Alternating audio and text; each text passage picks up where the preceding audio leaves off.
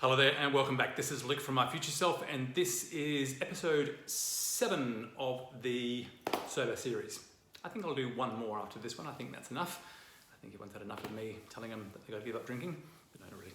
Anyway, so today I'm going to be talking about forgiveness and why I think we need to approach the very delicate and challenging exercise of self-forgiveness, and why sobriety provides us that window to access ourselves to begin that healing process. All right, going back about 16, 17 years ago when I began my journey, after about the first year to 24 months of my sobriety, one of the most challenging episodes and most rewarding, what turned out to be one of the most rewarding exercises through my sobriety was the realization of how I have been treating myself and others throughout the previous decades of my drinking and ultimately my drug taking.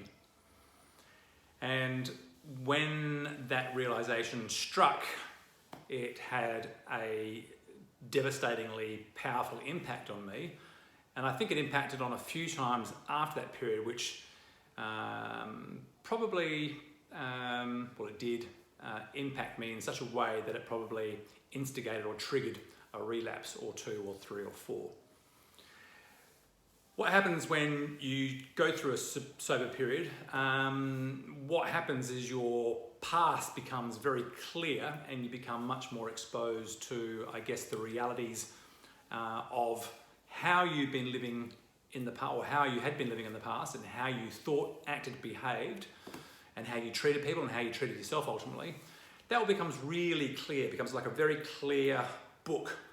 And I often think that sometimes that's our brain going, time to get back into your drinking again, time to go back to that comfort zone. It kind of acts as a sort of an innate self-sabotaging technique. Anyway, with sobriety and persevering with sobriety, you soon realize that, in fact, when we look back at our past behaviors, when we look at who we were then, the exact reasons why you were drinking, probably the exact reasons why you behave in such a way, probably reflect a disharmony in yourself, an unsettledness in yourself, and an unknowing about yourself. There's a saying that says you learn more about the people that you dislike most than anybody else. And that really resonates quite profoundly, because those decades prior to my sobriety, I must have not either known myself very well or disliked myself very much, to have treated myself that way, to have treated myself with such disregard. So I think it's probably a combination of both, of not knowing who I am and not liking who I was at that time. And spending sober time with yourself over the following years, you get to know yourself and you start being courageous enough to go and find out who you really are and why you do what you do and why you did what you did. And like I said, it's pretty confronting, but ultimately we get to learn why we made those mistakes, why and what was motivating those mistakes. And that's where alcohol provides us with that fantastic light to shine on our fucked upness. And it's really by being sober that you have an opportunity to seek, to learn, to embrace and to befriend yourself. And I'm a really strong believer, more so now than any other time, is that we need to settle our own scorecards from the past. We need to embrace those, not only because to find peace with ourselves, but if we don't acknowledge those things and befriend those things, those past behaviours, those past thoughts, those past traumas, whatever they may be, because we all have them, we're always going to be, I think, and I'm no psychologist, but I think that we're going to be always susceptible to be triggered by the past, and that will dovetail into how we treat ourselves and the choices that we make for ourselves. And whether we drink more alcohol or shop too much or become too angry, again, it's another little ingredient to keep us in that negative feedback loop.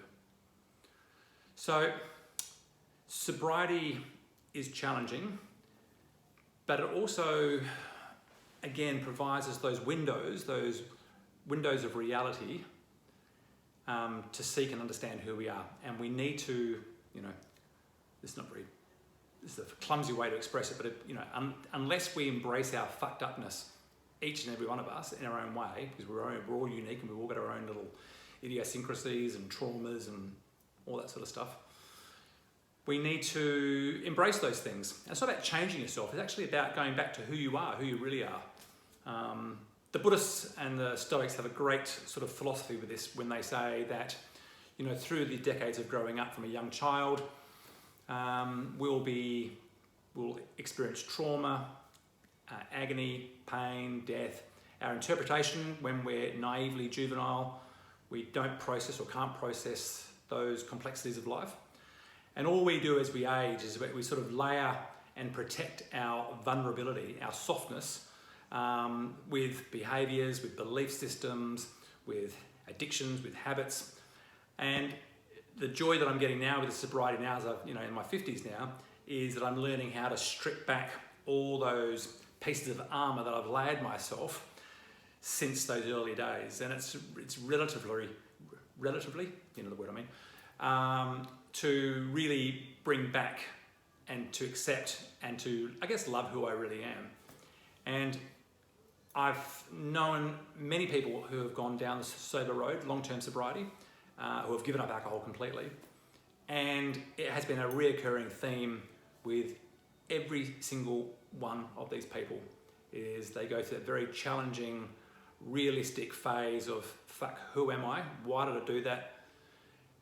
Then you go through the phase of understanding and accepting that's who you are, embracing who you are, learning from all that lovely mess of ourselves, and then be able to move forward and establish yourself and create steadfastness in your life to be able to pursue yourself moving forward and apply that steadfastness to every facet of your life, whether it's your fitness, your health, your relationships, your career, whatever it may be.